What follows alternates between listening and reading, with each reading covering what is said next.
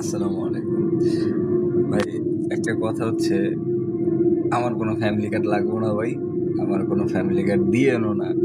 ঠিক আছে? আমার শুধু একটা ভ্রমণ কার্ড দিবেন। যে ভ্রমণ কার্ডে আমি ফ্রি অফ কস্ট বিভিন্ন দেশে ঘুরতে পারুম।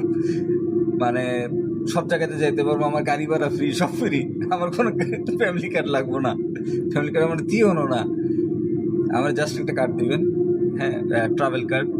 এই ট্রাভেল কার্ডে মনে করেন যে আপনি ইন্দোনেশিয়া, বালি টালি মালি যা আছে, হ্যাঁ, গোয়া টোয়া সব জায়গাতে ভাই ঘুরুন যাইব। সবগুলোতে ঘোরার পারমিশন থাকবে উইথ ফ্রি অফ কস্ট, মানে visa free, plane ticket free, গাড়ি ভাড়া ফ্রি, সব ফ্রি, খাওয়া ফ্রি, সব ফ্রি। আর বাংলাদেশের ভিতরে মনে করেন যে আপনার যেখানে যাই, হ্যাঁ, সব জায়গাতে ফ্রি। মানে এরকম একটা পাঞ্চিং সিস্টেম মেশিন করবেন, যেটাতে আপনার এই আমার ট্রাভেল কার্ডটা পাঞ্চ করলে ওদের ফ্যামিলি কার্ডে গিয়ে ক্রেডিটটা যোগ হবে।